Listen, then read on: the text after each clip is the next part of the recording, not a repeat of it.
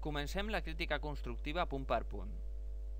La relació 80%-20% de residencial i equipament és una proporció urbanística estàndard que es pot aplicar a qualsevol projecte. Així doncs, ens sembla bé.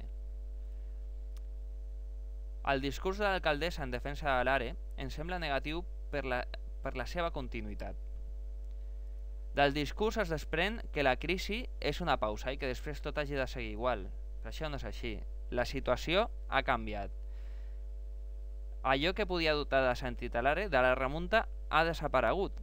Les dificultats econòmiques acabaran, sí, però en el moment que comencem a fer les coses diferents per aconseguir altres resultats. El model de finançament en què es basa l'ARE és un model especulatiu.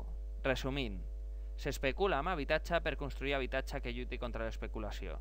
I això es pot canviar. La construcció d'aproximadament 800 habitatges obre diferents preguntes. Quin model de ciutat volem?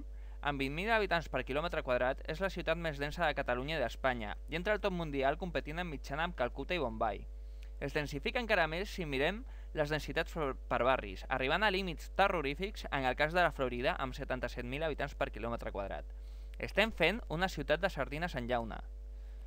Cal construir 800 habitatges nous? La població de la ciutat va baixar l'any 2011 en 2.000 habitants, amb previsió que continuï baixant. Inversament, el número d'habitatges buits continua pujant. Tenim 1.600 al barri del centre i 12.000 al conjunt de la ciutat.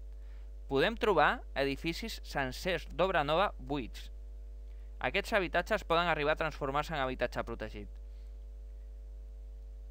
És prioritària aquesta ubicació? Hi ha altres focus urbanístics que actualment trenquen el teixit de la ciutat i als quals podem donar prioritat mentre reformulem la intervenció a la remunta. Podem trobar, entre ells, la zona del Prail, que no té conflictes amb elements patrimonials. Quins beneficis es preveien de la construcció? Hi havia una previsió d'ingressos per venda de 87 milions d'euros a repartir 15-85% per la iniciativa pública i privada respectivament.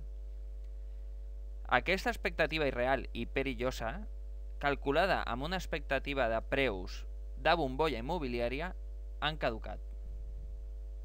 Quins beneficis públics aportarien després de la construcció?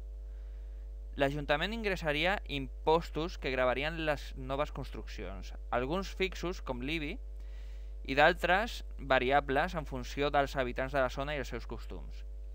Comparant la inversió necessària per construir i els ingressos que generarien, concluïm que no és rentable i que el projecte és inviable.